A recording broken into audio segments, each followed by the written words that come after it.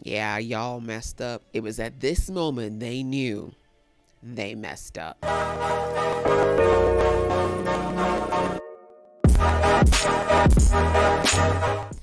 Hey guys, it's your girl Aisha, Kate Geek XX Sheik, and I am finally here with the finale to Rings of Power Season 1. I know this is really, really late, guys. I apologize, but as you already know, if you've been watching me for a while now, had to move in the middle of all of this, and it just kind of backed up a lot of things for me, but I'm finally here ready to get into this finale. So in the last episode, we had a lot of the fallout of what happened with the volcano erupting, Mordor being created. We lost a lot of Southlanders. We lost a lot of Númenóreans. We had the Númenóreans heading back to Númenor with the Queen Regent, who unfortunately lost her sight as a result of the battle. And I do think she's going to have a bit of a battle on her hands because she's 10 toes down for Númenor being part of this fight, sending more Númenóreans back to help out. But we see that people like Isildur's father, he's not so sure anymore. He thinks Isildur is dead. He thinks the cost is too high. And I feel like there's going to be a lot of people in Númenor who are going to agree that returning to Middle-earth is not the right thing to do. On the other side of things, Galadriel is determined to go back to the elves and let them know what happened and see what she can do to regroup, possibly bring more people into Middle-earth to fight this battle. Halbrand, it looks like, is going to be going with her as well. We see that, oh gosh, what's the elf's name? Why did his name just slip right out of my head? Arondir. Arondir decided to stay back with his girlfriend and his new stepson-to-be. They're going to help the surviving Southlanders to relocate because obviously the Southlands is no longer a place that they can live. And then we also saw a little bit of the Harfoots. We see that the creepy witch, warlock, weird people that were following the nameless friend have found them. They're getting closer and closer to him. They found the Harfoots, and unfortunately they didn't leave a very friendly impression. They set their entire settlements on fire. Didn't hurt them though, which I think was interesting. But anyway, we see now that what's her name? Nori realizes that her friend is in danger and she wants to help him because she realizes that overall he has been more of a benefit than a detriment to her and her group. And we see that many members of the Harfoots decided to go with her because, you know, if it wasn't for him, they basically would have starved. Yeah, a lot going on. We only have one episode left, so I'm very curious as to where we're going to leave things. I don't think we're going to have anything too massive happen in this episode because we are at the finale and we already had what happened with Mount Doom happen. And so I feel like we're going to be setting up for season 2 a lot in this episode. But what I really want is to find out the identity of our nameless friend, because I feel like we're either going to get his first words or something, because he's been the biggest question mark, I think, of the entire season. Also, I want to find out what happens with the elves and this Mithril, because as we found out as well, that's not going so well. They were hoping that the dwarves would willingly share this Mithril, but it was a no from the king. But we see that our friend, the red-bearded monster, and his wife decided that they were going to help out the elves no matter what. So we'll have to see what happens. All right, I think that I have chatted enough. It's time to get into this episode. But before I do, if this is your first time to my channel, welcome. Thank you so much for coming. I do reactions here to shows like this, so if that's something that you're interested in, please go ahead and hit the subscribe button as well as a notification bell. That way you'll know when I do more uploads. And if you like this video, I'd appreciate it if you showed a little bit of love to that like button as well. And the same goes for those of you who've been here before. Thank you so much for coming back and being patient with me. And if you haven't joined the family already, please do. We're very, very close to 10K, and I'd love you to be there with me. All right, that out of the way, guys, let's get into this episode, which is called Alloyed, something of that nature. Let's get into the episode right about now. Oh, it's our friend. Dude, I think you should step out into the rain because you are filthy. You know, you refuse to take a bath. Let nature take care of it for you. Nope, still filthy. Oh, not him treasuring Nori's apple. That's kind of sweet. You're good. Are you? Ooh. No, not the apple. Wonder if that's symbolic. If he doesn't find it. Who took his apple, you thieving thief? Is that Gollum? Would Gollum have been around at this point? Maybe. Lord of the Rings never did explain how old he was. Nori. That is not Nori. Mm-hmm. They found you.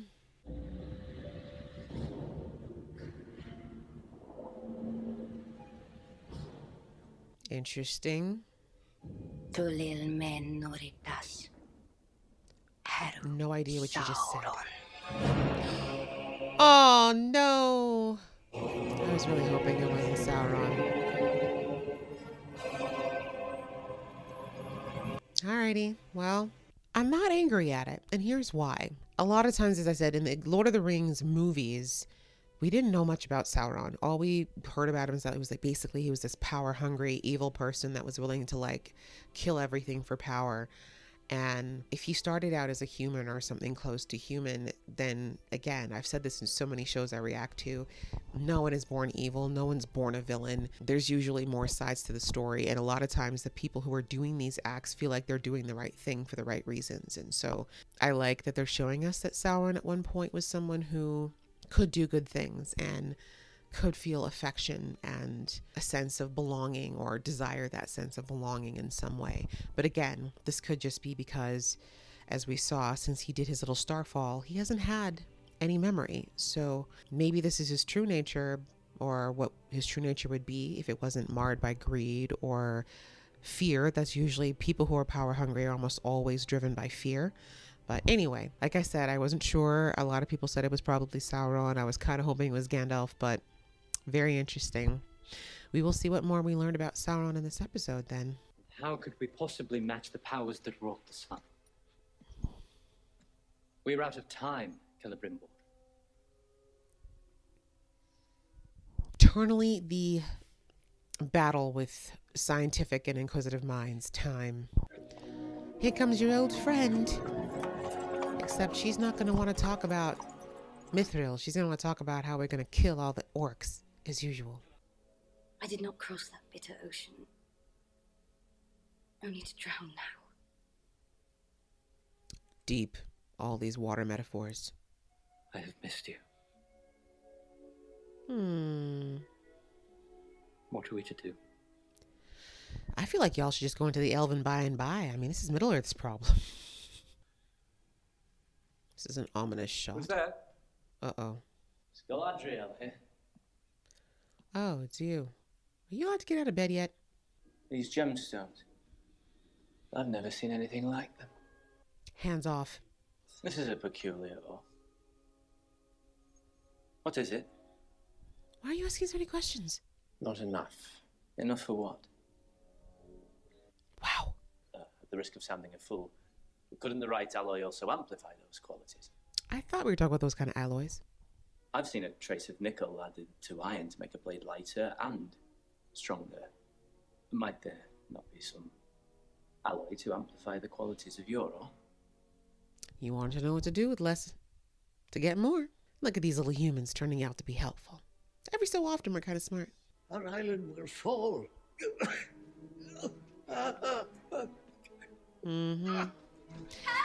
We'll see what she'll do with that information, because we know she's not quite of the old ways.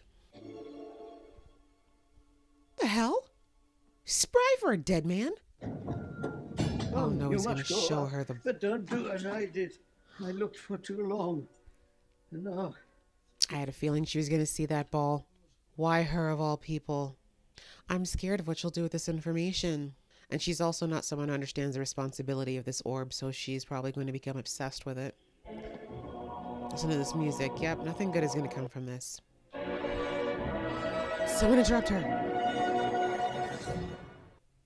A circular form will be ideal, allowing the light to arc back upon itself in one unbroken round, building to a power that... A ring, perhaps? Sometimes the perilous path is the only path. I would not be standing here otherwise. You should not be standing here at all. Still a little angry?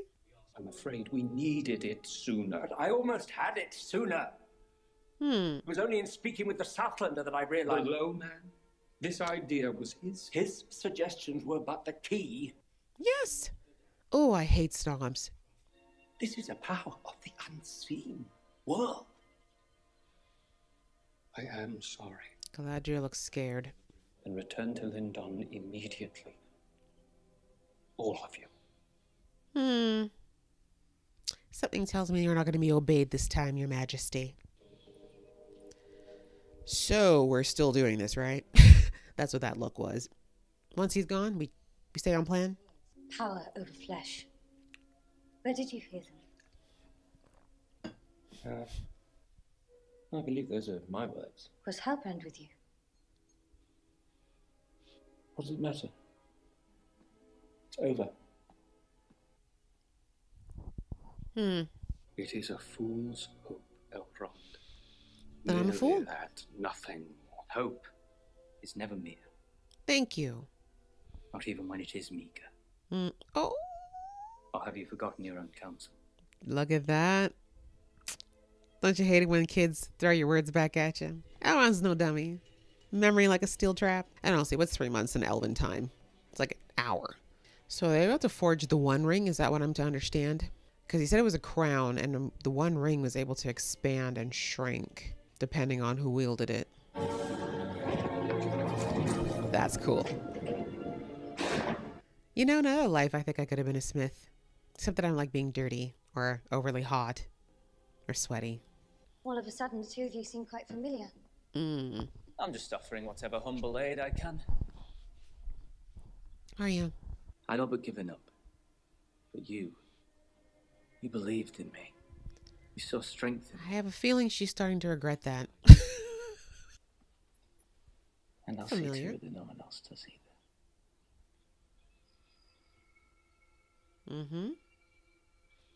I love how this show uses music. It's so well done. It lets you know what's happening without them even having to say a word. Yep. She's starting to wonder if she made the right choice and who exactly Halbrand is. I can't blame her, though. She was so desperate to get her mission done. But we have come here to welcome you in, to bring you to our lands. Who are you? It is called the Hermit's Hat. That's not a grand enough name, I feel, for what we just built up to. Yes, where you will be known at last for who you How truly are they able to add an echo to their voices like this? For fire obeys your will. You fell below the dust, yet dust fears I you. feel like y'all need to slow down. He's not able to take this all in just yet. He might burn y'all up. And every being that walks or crawls shall be your slave. Slave. For you, our Lord Sauron. Damn. He seems to, like that speech. Well.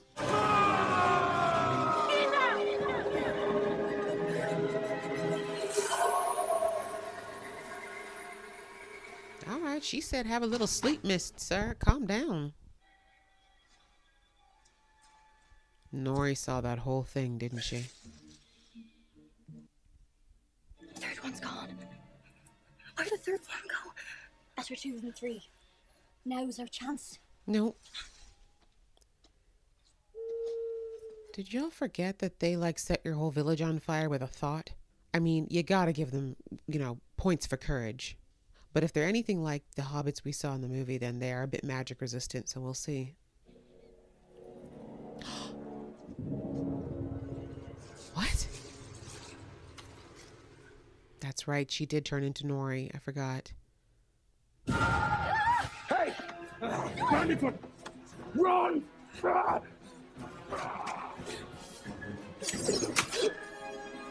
Oh no, I liked him. I knew someone was gonna die. Yeah, I don't think you should touch her. Sauron's got a special spot for her. You want to see someone get mad? Touch her again. I wonder if he can heal the elder dude. He's such a sweet man. Yeah, y'all messed up. It was at this moment they knew they messed up. Oh, what are we making here? What's going on?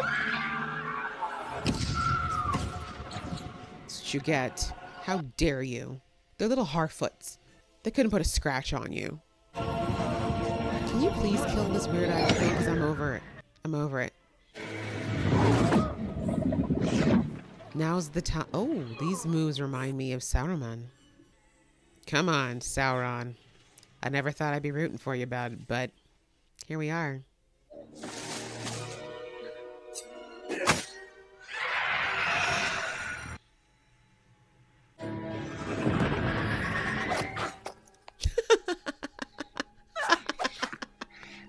Hey, look, a rock took down Goliath, okay? You and fire again.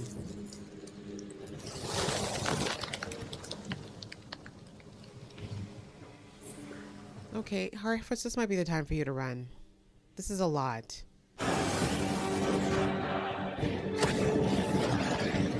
Just gonna burn the whole forest down, huh? Okay. At least we know that Sauron can actually pull all the fire to him. That's one thing he did show us way back in episode 2? 1? What have they done to you? They showed me what I am. You decide what you are, or who you are. Only you can show what you are. Preach, Nori. You choose by what you do. You better tell him. Can you please help, though? These people about to kill everybody. You're here to help. I know it. This is interesting because, remember, we heard Adar say that Sauron came to help or heal Middle-earth, right? Mm-hmm.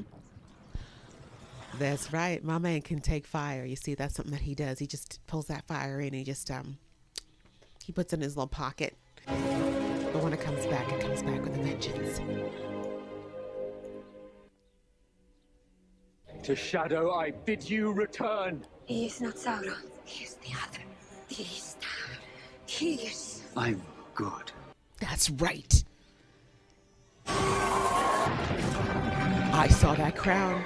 I saw it. Yes, I did. Back, he said. It is Gandalf. Is it? I think I'm seeing this right, because Gandalf used animals. Are we saying that Gandalf was supposed to be Sauron, but he said, nah, fam? Was I right? Okay, I thought the old man... Was he hurt? I thought he was hurt. Sadek? Yeah, he was stabbed. Someone fix him. Immediately. We'll find a way to carry you back. Sorry, good lady. I'm afraid I'm about to go a-wandering off trail. No. Like to sit a while. Watch the sun come up. That's gonna make me cry. A nod? That's all you've got? Dude, you've got magic. You literally just send some people to hell. You can't fix a freaking cut? I'm pissed.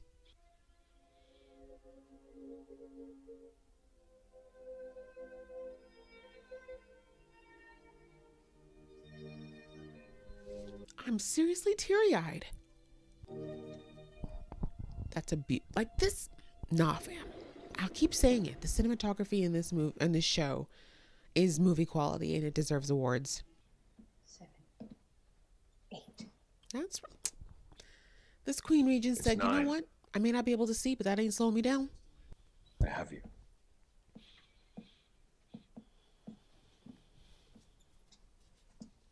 And who has you? That's a beautiful question. I would understand it if upon our return you wished to take a leave of duty.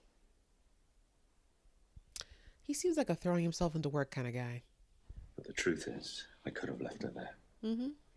Could have refused to follow her to Middle-earth. Or stop my son from doing so. Mm-hmm.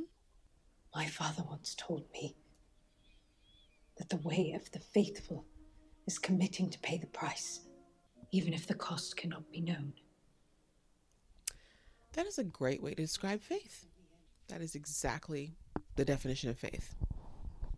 And I, for one, will see to it that we make the end worth the price. Exactly.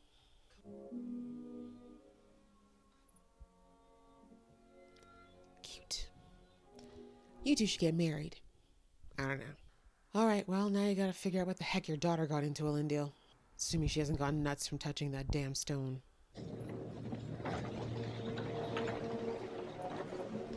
I just thought about the fact that that asshat of a hand is going to probably use the fact that the Queen Regent can't see as another reason why she shouldn't be ruling. I know it seems silly, but you'd be surprised what people will hold on to. What is it? Your father died. What do you see?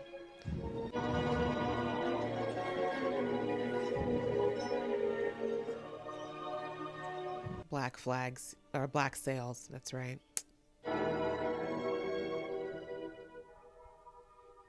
Now I'm wondering if he actually died naturally, or if they did something after that girl saw the ball, because I feel like she went and told this idiot.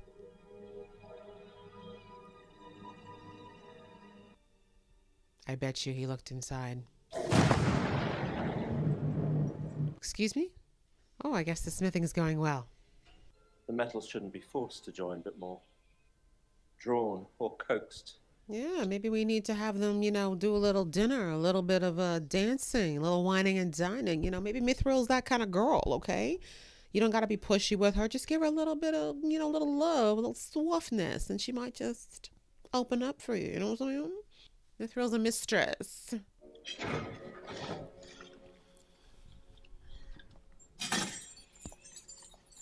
The dynamic between these two, the shift is interesting.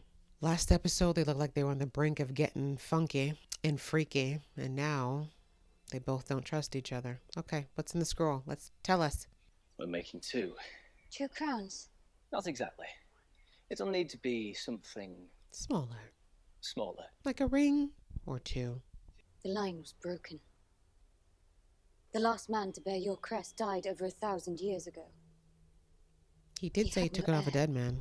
You didn't want to hear it, in fairness. But the man might have had bastards.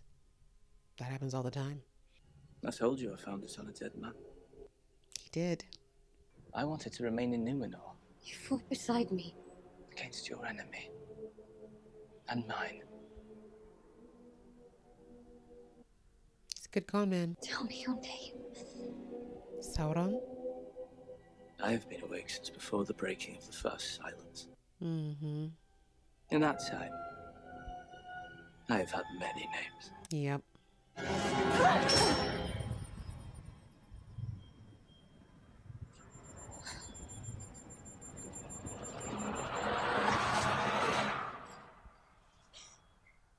Oh, he's in your head? Back in your youth? Now he's messing with the memories of your brother. Oof. The psychological warfare. That's dark.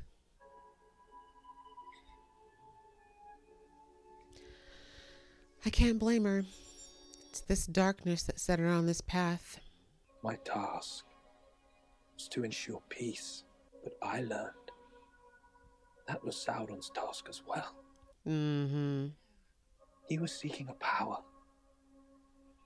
not to destroy Middle-earth, But to unite it. but to heal it. Mm-hmm. You needn't lie to them. Simply let the work proceed.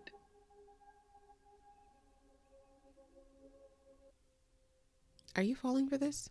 Touch the darkness once more.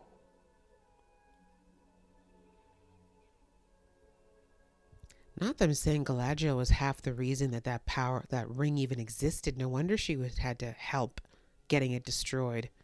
Come back to me, Galadriel. Look at me! All right, let's go back to the boat then. And I had to heal everything that I had helped ruin. No penance could ever erase Interesting. the evil you have done. That is not what you believe. Do not tell me what I believe. No, you told me.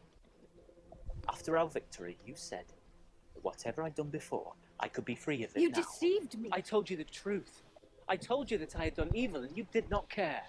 Yeah, but we're talking like, you know, stole a few loaves of bread, not wiped out an entire legion of elves. What's that a metaphor now? Oh, well done. I alone can see your greatness. Oh, we're doing flashbacks to the movie now with the ring. You would make me a tyrant. I Yep. would make you a queen. Mm-hmm. These are lines straight out of the movie. You bind me to the light, and I bind you to power. Honey, you're the only person who can bind yourself to the light. No one can. The arrogance. Or rule. Both, right? I see no difference. Mm-hmm. There it is.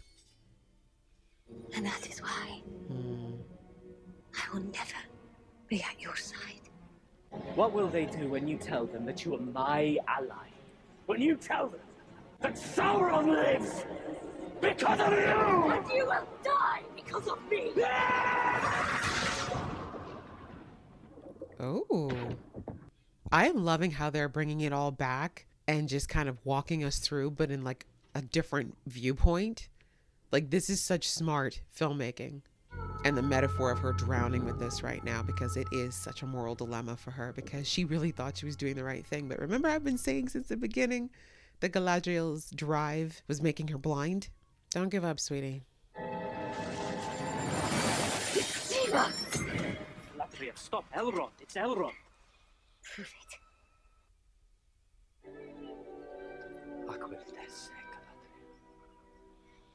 I have a lot to tell you. You'll almost be finished by now. Wow. He took you out just long enough. Galadriel, what has happened? She doesn't have time to explain, but you kind of should. And how does she almost drown in like an inch of water? Galadriel? So I might have brought a killer into our mix. Sorry. What happened by that stream? You spoke to me once of mistake. Hmm. When you said you would not make again. We must make 3. 3? Why 3? One will always corrupt. 2 will divide. But with 3, there is balance. It's a theory. It must be for the elves alone. What about the humans? By other hands. Or the dwarves. I need gold and silver of the most exquisite quality. Take it from my dress. Oh, True creation no. requires sacrifice. Wow, those rings had more significance to Galadriel than we ever knew. They're wrong about your name. That's right. What if they're wrong about that too? Or lying, or... What they said, I knew to be true with a certainty that I can't explain. In your tongue, that means wise one. Yes. Or Wizard? wizard. Hey, yeah! You're really not coming with us, are you? Not this time. I need to wash. Desperately. In those moments, it's our task to make our feet go where our hearts wish not to tread. No matter the perils awaiting us on the way. Look at him just spouting off deep knowledge after being silent for 7 episodes. Go on. Yep. You're part of something bigger now. And we don't want you bringing any more strangers to camp. Look at you. You've got to be one of Bilbo's relatives. Go on. It's not like you won't be able to find these guys. They pretty much have a path set in stone for where they go every year. Well. Goodbye. That'd be hard on her BFF because she's lost everyone, it feels like. Maybe she should come too. But I guess that she probably isn't ready to give up her Harfoot family on top of it. Always quench your fire, water and earth. Mm-hmm. Don't squat by river, never know when you'll need a drink downstream. That is life advice. Find where the river runs, where the sparrows learn their songs. And I'll be careful. This is such a huge improvement for her mom too, considering where she was in episode 1.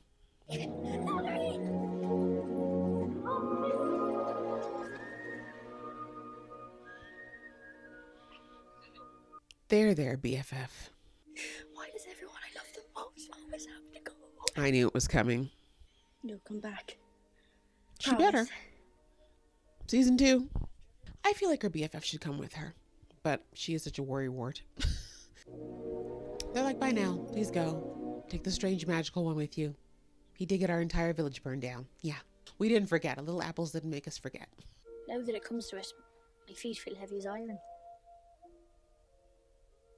Not to mention I haven't an inkling which way to go. Oh. How about we head to a river and wash?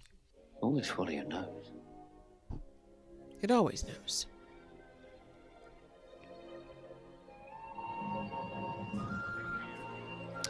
Bye, Brandyfoots. Stay away from the Southlands now. Let go, Galadriel. That knife is heavier than you know. You really do need to let go of it so you can start moving forward for the first time in hundreds of years. But this time, at least, it was actually her choice and it wasn't just being taken from her like on the boat. Not missing that symbolism either. I like that kind of showing that she's mourning it in a whole different way, because it is kind of like mourning her brother, but also a whole era of her life. Just like that weapon, you could be remade too, Galadriel. Instead of just a weapon of destruction, into something more. That is hilarious that they had to do all of this with one drop. I do respect, though, that they respected the... Oh, look at that eye. I saw that they made an eye with that. But I was going to say, I'm glad that the elves respected the dwarves' decision not to mine the mithril, because I feel like they probably could have forced their hands if they wanted to. And the forges went night and day. Yeah, I just don't see him being able to just be, yeah, like, from what I know of his character, there's no way he's just going to sit there and trust Galadriel. He needs to know. Curious minds do not just rest when there's a question to be answered. Who is Hallbrand? Why did he disappear? How did Galadriel almost drown in an inch of water? Oh, there it is. I'm wondering if Galadriel isn't telling him just because she's embarrassed. Because I feel like if there's anyone she could trust, it's him.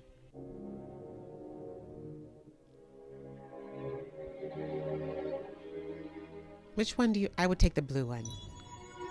Because sapphires. They are very nice rings. Not only are they massively powerful, but stylish.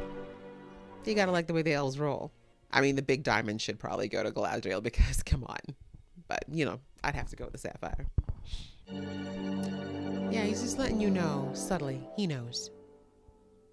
He knows. But we don't gotta talk about it. 3 rings. That started so much shit in Middle Earth. Look at you with your ring. Where's yours? Oh, guess you're gonna go pay Adar a little visit. Be like, you've been busy since I've been gone, huh? So have I. Get out of my chair. I kind of want to listen to this song. Okay, guys. Oh, wait, let me just double check that there are no ending scenes. There was not. Okay. Whew, wow. That is the finale of season 1 of Rings of Power. And I think that it was really well done. As I said, I didn't expect anything as far as grandiose battle scenes or anything crazy like that, because we had a lot of action already with just the creation of Mordor. I think that was more than enough action for season 1, but this one definitely set us up for what's going to happen in the upcoming season or seasons, I would venture a guess to. And we have the first of the Rings of Power being created. You know, Sauron created his ring, the One Ring, and then of course there's the other 3, which we know remain with the elves, but we also know that this is not the only rings that get out there. There's more rings that'll eventually be created, but I believe that we're probably going to start working with that into season 2, since there's still a lot of mithril that's out there. And yeah, we heard Disa and Durin say that the king was not going to be king forever, and basically they're kind of waiting on him to die so that they can do whatever they want to do. And even though he effectively, the king, stripped Durin of his power, I think that it's they made it pretty clear that Durin will be taking that seat no matter what his father says. So we know there's definitely going to be more happening with the rings, but let's get back into this particular episode. I kind of liked in the beginning the misdirect of them saying that this could be Sauron. I was, like I said, my gut was telling me from the get-go it was Gandalf, but I'm like, I really can't be sure. I don't really know the way they're going to play the origins of Sauron, because it really could go any way. It could go either way. But to me, the show kept dropping some pretty huge hints that this is Gandalf. Like, the connection with the animals, for example, that is something that Gandalf has always had, and that's something that they highlighted in Lord of the Rings as well.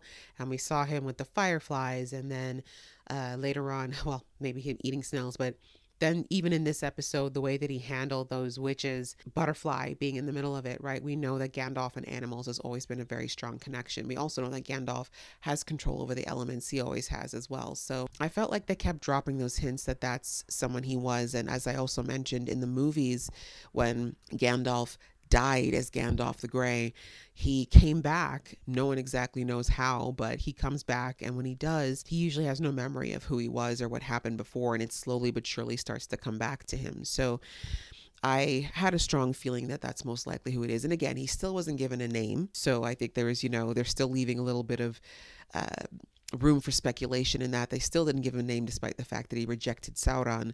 But what I think is interesting is that it looks like this fate that Sauron had could be assigned to anybody like Gandalf or Sauron, people who have magic, right? Because wizards, as I said before, they're not really human. Like, they look like humans, and for the most, intents and purposes, they are like humans, but because they have this control of magic, they are different. And I feel like those witches and the prophecies that they were saying to him, I feel like this is something that any wizard could have potentially taken on Sauron's fate of being someone who rules over everybody because of magic. And truthfully, from what we saw in Lord of the Rings from Gandalf, he very easily could have ruled over Middle Earth, especially for thinking dwarves and hobbits and humans, right? He was definitely more powerful than most of them. I think elves are probably the only ones that would have given him a run for his money.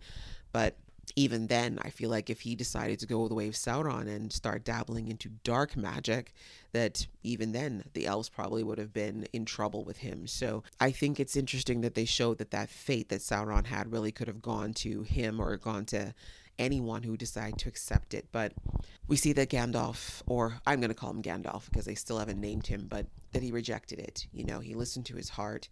And I like that they've kind of paralleled that there's this push and pull between being good and bad, or whatever good and evil is, throughout most of this season where he was concerned. I mean, all of us have the potential to be evil or to do things that would not be considered good, but in the end, we are the summation of our actions. And that was brought out by Nori in this episode, where she said, you're not bad, you're not evil just because some bad things have happened because of you or around you. Like, your actions are what determine if you're a bad person. And you have chosen, since she's been with him, he by and large has chosen good, right?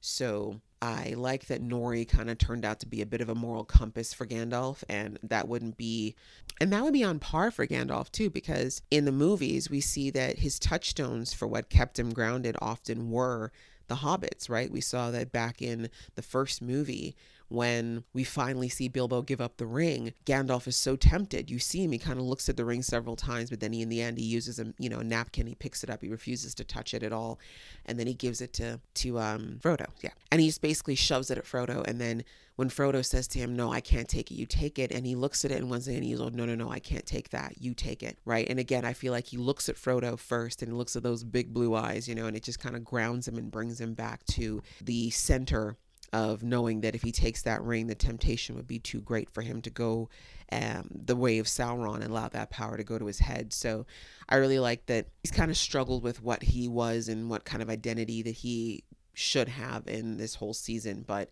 it was Nori and his connection to Nori and her kindness that she extended to him when she didn't know him, when it was against everything she was raised to believe. And in the end, that's kind of what brought him back, even when those sorcerers were kind of trying to convince him that he should be this all-powerful thing. And I think that even when he stood up, after they read that creepy, echoey prophecy, and he's standing up and he's, yelling and all the elements are swirling around him, like, I think that was kind of his temptation moment. It reminded me a lot of that scene in Lord of the Rings when Galadriel has the ring in front of her and she's tempted and all the words of Sauron come back into her head. And, there's a bunch of, magic swirling around her during that moment too. So again, I feel like that's almost a great representation of that temptation of power. Because like I said, a lot of people, if they crave power, it's because of fears that they deal with. And we don't know what Gandalf's fears are just yet. But typically they're fueled by a fear that you're trying to get over. But in the end, seeing Nori coming to him, handing him the staff and saying, we need you, I trust you. And even after he says, no, I'm going to hurt you, you need to go away. And she says, no, like, you are who you choose to be. If you hurt me, it's going to be because you choose to, not because you're a bad person. And so that gave him kind of the reaffirmation that he's a good person and that's who he wants to be. And that's the choices he wants to make.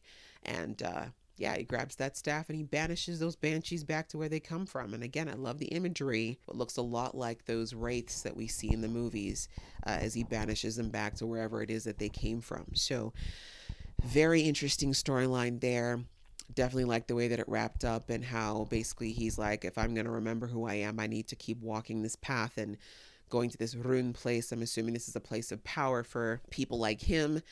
And I love that Nori decided to go with him because, again, these hobbits, the ones with the adventurous spirit, they really can't be stopped. And she just really wasn't ready to settle into the Harfoot life anymore, not after surviving wicked, evil witches and seeing all that magic, right? She's on for bigger and better things. So that was great. Very, very emotional scene. I'm so sad we lost their Pathfinder. I love that character. He's had such a warm, just lovely spirit. I think he was casted well. He acted it well. Like I said, I really would have loved to continue seeing him in the series, but I'm sure they're opening the way for Nori's best friend to potentially become the next Pathfinder. They dropped that anvil pretty hard. But anyway, I thought that was a very emotional scene with her choosing to walk away from a very safe and sheltered life that she's known all along to follow her heart and her passions of adventure and traveling and seeing more of the world, and that her family supported her. They came around and realized that this is Nori's path, like this is who she is. Anyway, I just thought it was really beautifully done. The music, the scenery, like I found myself tearing up a few times at the way that they were filming it.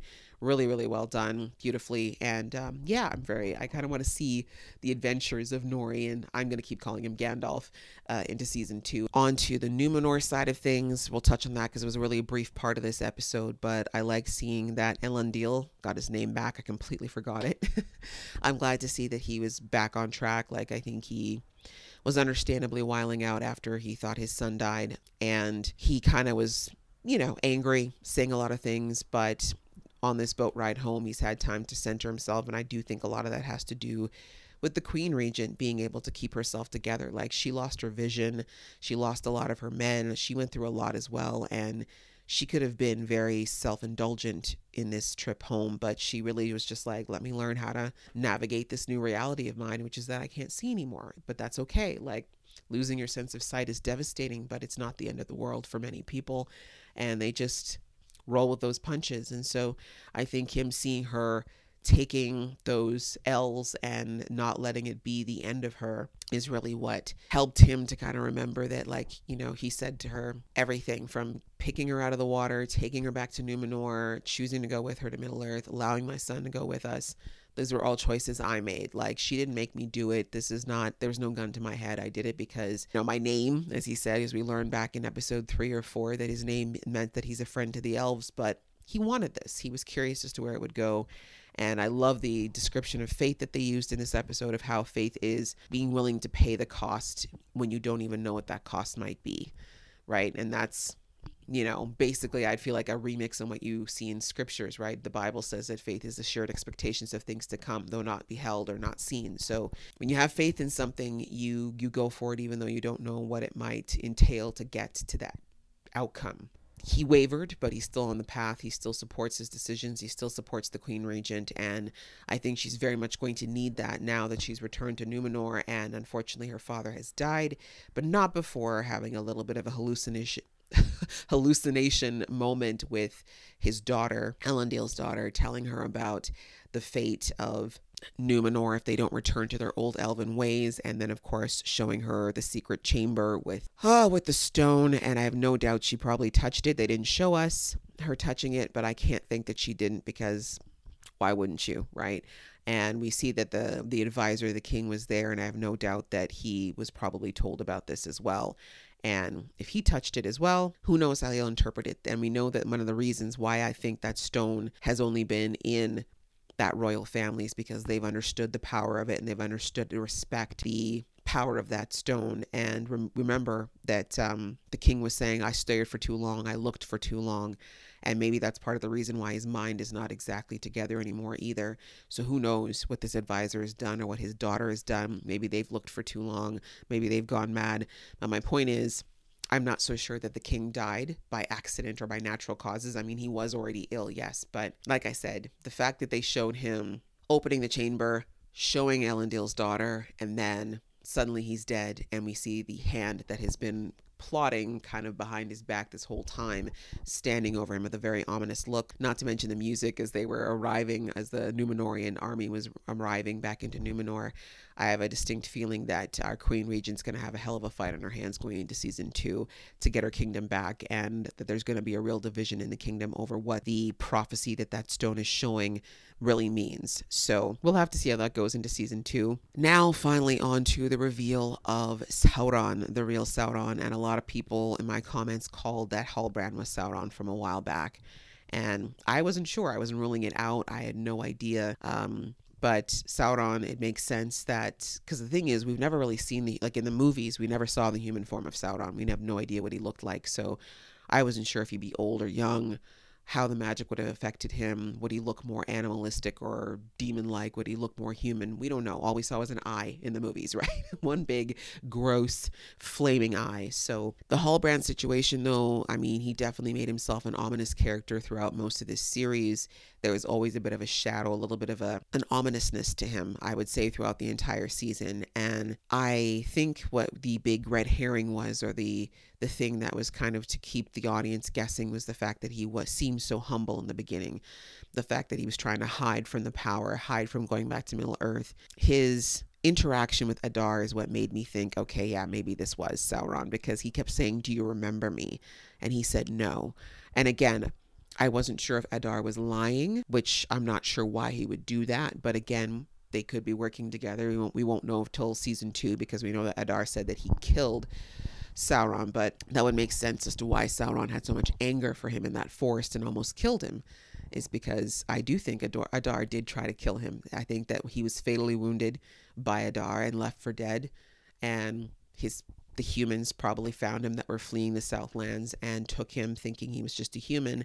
And then, you know, the events that we saw from when Galadriel came across their wreckage is probably where everything picked up from that point. And it's interesting because I think this whole episode has toyed with the idea of, are you good, are you bad, based on your belief system and also on your actions. And as I said, in the Lord of the Rings movies and even in the books, Sauron is very much described as kind of a power-hungry, mustache-twirling villain for the most part. I mean, he doesn't even have a body in the Lord of the Rings books, but you know, you don't get a lot of insight into how he ended up being this person who's creating an army of orcs and sending them out to kill the masses, right? We just see, you know, Sauron's this terrible person, and everyone who has anything to do with him seems to do terrible things, right? Like Saruman, for example. But this kind of gave us a little bit more insight into Sauron's thinking, and we heard it first from Adar, as I said before, when he said that Sauron thought he was healing Middle Earth, but he was using his orcs as sacrifices and things like that to accomplish his means.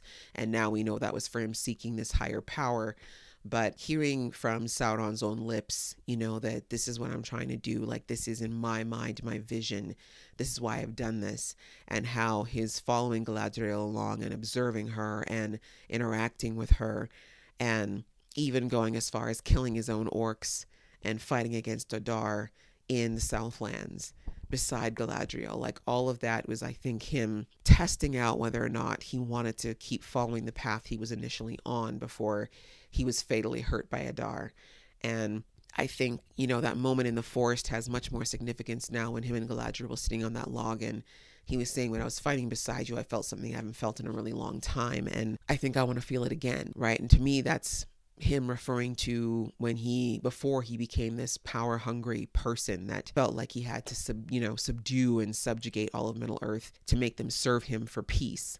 And I think for a moment he almost thought maybe he could live that life, and that, you know, maybe what he had done in the past was really too wrong to be forgiven. But then, of course, Galadriel's words, he used them as the excuse he needed to continue back on the path that he was originally on. And unfortunately, Galadriel unwittingly fed that ego of his by saying, you know, your past sins are forgiven. You need to take your rightful place. Like, you need to do this.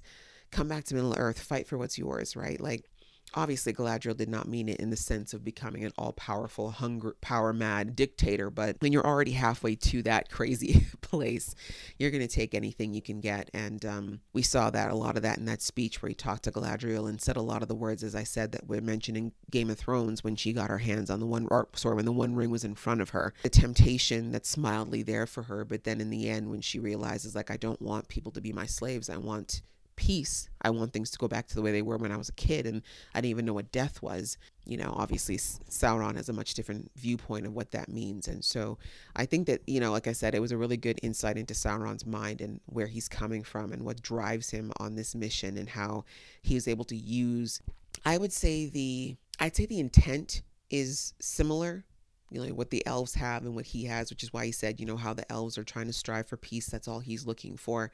but it's really the execution of that is where they differ, and what people would say deems who's good and who's bad.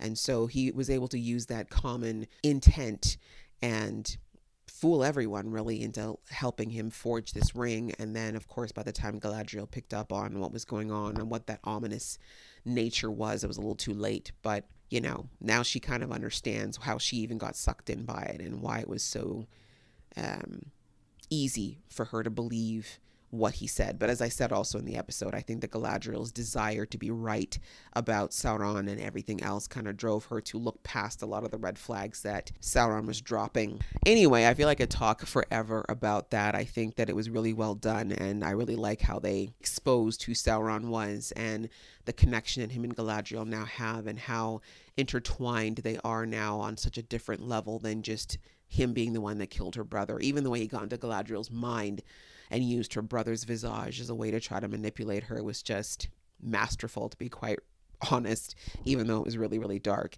It is what it is, and now Galadriel had to sacrifice this knife that has been carrying her through all these centuries of rage and anger and revenge. And like I said, I think it was very symbolic that they'd had her melt it down, because they couldn't go back to Valinor and get more, obviously, because the king wants to close shop and leave. The fact that she had to finally let go of that knife, which she couldn't do. We saw back when she was on the boat, she was not willing to let that go.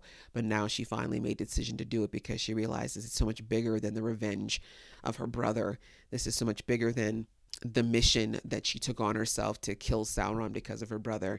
This is now about protecting Middle Earth at all costs, and realizing that her opponent, because she very much underestimated Sauron at this point. I think she very much just thought he was a super powerful jock, basically, that he wasn't that smart, just very powerful. And now, after this experience, she will never underestimate her opponent again, I think. So lots of great moments in this episode. A lot of cool things went down. I feel like there's probably a lot more that I've missed, but I've talked a lot about this episode already. But I think overall this is a good season. I know this is a very controversial show as far as some people feeling like it wasn't good or it wasn't worth it, and I'm not here to argue with those people. If you didn't enjoy it and you're still watching these reactions and reviews, I'm not sure what that means, but if you didn't enjoy it, that's understandable. But I feel like it was really well done, and I think that shows like this go back to original storytelling, like stories, especially epic sagas like Lord of the Rings and the whole idea of Middle Earth and everything else. Like, these are huge, and you can't just tell those stories in 5 minutes. You can't just have a lot of shiny, flashy action and then 2 minutes of dialogue and have that pass off as the story. Not for something this epic, in my opinion. I feel like they did a great job of telling us this opening story, giving us an idea of these characters, building those characters up, setting the stage, giving us a good idea of what this world was all about. And yeah, I enjoyed it. Like, it was 8 episodes, 8 hours of really, really good TV, in my opinion. And I'm very much looking forward to season 2. Whenever that comes, my guess is it's probably going to be 2024. Seems like everybody's pushing everything out almost a year and a half now. But anyway, whenever it comes, I will be ready for it, because I very much enjoyed this season. How about you guys? How did you enjoy it? If you've watched all these 8 episodes, what are your feelings on how they handled the revelation of Sauron and possibly Gandalf? What did I miss? Please put that in the comments below. You guys have been great with engaging with me all season. I appreciate you watching along with me, and I hope you enjoyed this reaction review as well. If you did, I'd appreciate it if you threw a thumbs up on this video. And if this is all that you watch from me, then I will see you next season. And if you watch other videos of mine, I will see you in the next video.